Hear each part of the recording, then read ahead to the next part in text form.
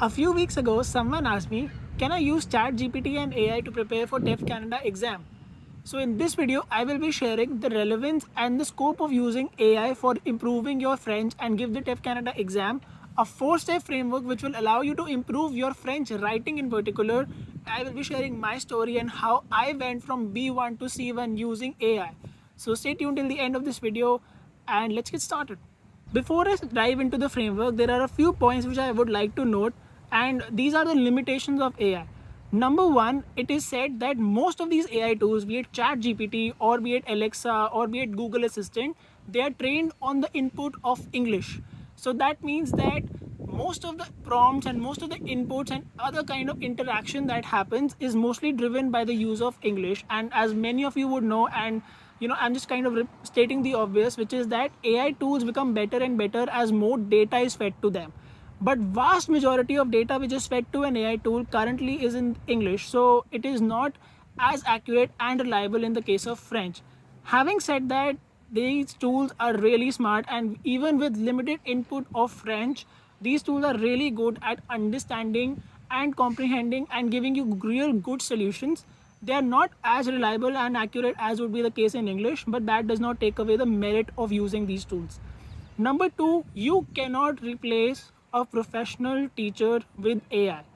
A professional teacher will always be extremely crucial for you to understand your current level, help you identify the areas of improvement, and also give you effective strategies in case you're getting stuck with one thing or another. So you cannot replace a professional teacher with AI. Having said this, AI is immensely powerful and it will definitely help you with your TEF Canada preparation. So let's dive into the 4-step framework now. I personally do not see much use cases of AI in the case of listening and reading tests, because number one, there is absolutely no tool out there that can help you with listening, not that I am aware of it. And the other thing is that even in the case of reading, you will not be allowed to use an AI tool obviously during the exam. So the reading and the listening tests are out of this framework. The relevance of AI tools is mostly to the writing section and somewhat to the speaking section, as I'll tell you about it in the later part of the video. But let's get started with the writing framework. Now the first part of the framework is that I don't think that ChatGPT is the most relevant tool when it comes to using AI for TEF preparation. I think the real tool in this market is DeepL. Many of you would have heard of it, and I think it is absolutely the best translator out there, and in fact it claims that even Google Translate is not as good as DeepL. I have only relied on DeepL because DeepL has given me the best and the most reliable inputs out there. So I do not recommend ChatGPT because that is fairly new and I personally have not really found it to be that effective. But DeepL is something that would really help you. Now, step one in this framework is that you need to answer the prompt end to end, whatever is given to you in either Prep My Future or any other model test paper series that you are using. There is a book called TEF 250 activities and there's a TEFAC book. There are a lot of resources and I'll link some of them in the description below. Use the prompts, the writing prompts from these books, from these resources, and formulate your own answer with your current knowledge of French, your current vocabulary, whatever comes to your mind, end to end on your own, without any help, without being lazy about it, without using any technology or tools for that matter. Just whatever you know in French, just use that and create an end-to-end answer in the prescribed word limit.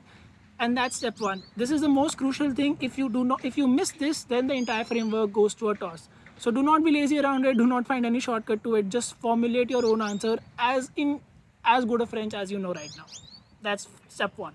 Step two in this framework is that you take whatever you have written as the answer and paste it into the DeepL translator from French to English.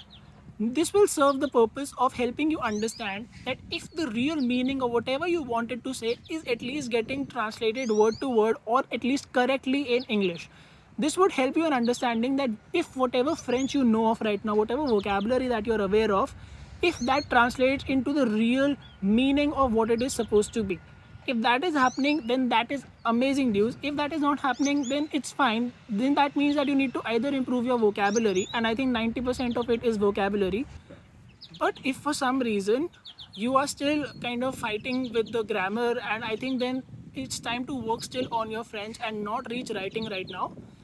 And writing is something that can happen a little later also for you, so you should first focus on improving your vocabulary, and I think even listening and speaking would be a challenge for you, because that shows in your writing as well. Everything is connected in this universe. So that is my take. If your meaning is not getting translated end to end and as you intended in English, then I think it's time to kind of pause right now and not attempt writing practice, and go back and improve your vocabulary. Your grammar rules should be a little more accurately corrected, and just immerse yourself in French more and you'll get there. However, if you have already reached a level wherein at least the meaning that you intended to communicate is getting translated for what it should be in English, then that's amazing news. Step 2 is basically to identify if the meaning that you intended to communicate is getting translated in English correctly or not. And this would help you in understanding whether you should proceed further with your writing practice or you should come back and improve your vocabulary. Now, step 3 is where the magic of AI happens. At step 3, you would take whatever you wanted to communicate in English and was correctly translated by DeepL and use a reverse translator. Now, you would translate that English meaning into its French counterpart, and that will tell you how an authentic French communicator would actually write the same ideas in French. And I think this is where the magic of AI happens. Now, AI will be able to tell you how an authentic French person would have communicated that idea. And how do you know that it is the most authentic way of communication? Because it has read thousands and thousands of similar or even not so similar data sets, and it is able to arrive at an average person's response, which is the closest to what every French person would have written it like. So this is where your French teacher does not help you, because your French teacher is just one person and has her own biases, her own ways of writing. But an AI response is basically an average response of thousands of data sets, and that brings you very close to how most people would communicate. And you know what? TEF Canada actually rewards you when you use French the way common people and everyday people would be using it. And this is where AI really adds value. So now you have your own version of how you would have communicated in French, and now you have an average French person's response to the same prompt. Compare these two prompts, and this is what will lead us to step 4. Step 4 is the place where you actually get the value out of AI, because now you will be able to compare your natural answer to the same question with DeepL's answer to the same question, which essentially brings you to understanding what is the difference between how you communicate and how an average authentic French person would communicate. So you underline those differences and try to mimic the vocabulary, try to mimic the phrases that DeepL is now giving you instead of using your own formulations all the time. I've said this before on this channel that languages are learned best when you try to mimic the way the languages are used rather than creating your own French or own formulations, which are kind of parallels of the English phrases. So you discard whatever English phrases or anglicism that you were trying to kind of incorporate in your French preparation, and rather mimic and try to use the formulations, the phrases, the kind of vocabulary that DeepL is using, and imbibe it in your own next prompt for the next time. So over a period of time, what you will see is that as you observe those differences, as you observe how real authentic French communication happens, you naturally start imbibing those same phrases, those same vocabulary patterns, and the same way of communication in your own prompts. And this is the difference between, let's say, an average B2 or a C1 or a C2 copy. I think a real reason why I got a C1 in my exam is because I was able to use the French which is actually communicated as it is by native French speakers without learning extensive grammar and having, I would say, a B2 level vocabulary. I still got a C1 without learning what is a subjunctive, what is a conditionnel, what are the exceptions. I never got into it, because the deal is that you have to simply give the real answer in the exam. No one is going to check your grammar or vocabulary per se. What they're checking is that do you have the capability of using French as authentically and as correctly as possible. And this is exactly what DeepL is giving you. It is giving you the most authentic kind of response possible to that prompt, and you can simply use that and mimic that and use in your own formulations without applying unnecessary kind of brains in understanding if this is the correct grammar, if this is the correct vocabulary. Just simply mimic and take phrases. But definitely it's not as easy as it sounds, because you have to be very careful and wise about how you're mimicking those responses, because DeepL, as I told you at the beginning of this video, is not exactly the best or the most reliable source of communication. So rather than simply blindly following whatever DeepL was giving me, I used to use those same kind of formulations and phrases in my own next prompts and send them out to professional French teachers and try to take their feedback into what I'm doing right, what I'm doing wrong. And to my surprise, sometimes my French teachers would come back to me and say, "Wow, this is a great way of writing this. Where did you learn this from?" And I tell them that, "You look, I just use DeepL and this is the framework that I've been using. I just do my own thing and then I translate it back into English just to see if the response is right. Then I translate English back into French to see how DeepL would respond to the same prompt." And it kind of surprised me that even professional teachers had never thought of using AI in that way. And this is where I think my personal story comes in. So in the month of, let's say, end February, I booked my exam on 12th April, and this was back in December 2021. My exam was in April 2022, and up until the end of February I was really struggling with my French writing. I only used to get B1 plus, which is a 6 on 12, which is very far from the ideal standard, which is important for you to immigrate. And I was really scared, so I just had 1 month left with me, and I was good with listening. I could manage speaking, and reading was fine with me, but really writing gave me nightmares. And this is where I went back to DeepL and used AI within this framework. So exactly what I did was this, and also I built more stories around it. So most of the prompts, if you see in Prep My Future and other language model test paper examinations, whatnot, there are some patterns which keep repeating over a period of time. Especially in the case of Fediways, I think there were some 7 or 9 stories which I had created in my mind, got them authenticated by DeepL and professional language teachers, and I used to use every prompt to build the exact same story. So that I, at the day of the examination, do not have to apply myself in understanding, oh, what story should I create right now? Or what formulations will go with that story? What is the most authentic way of communicating that story? Because I had already done the groundwork, and I created a dictionary or a directory of sorts of different phrases which can be used in different situations.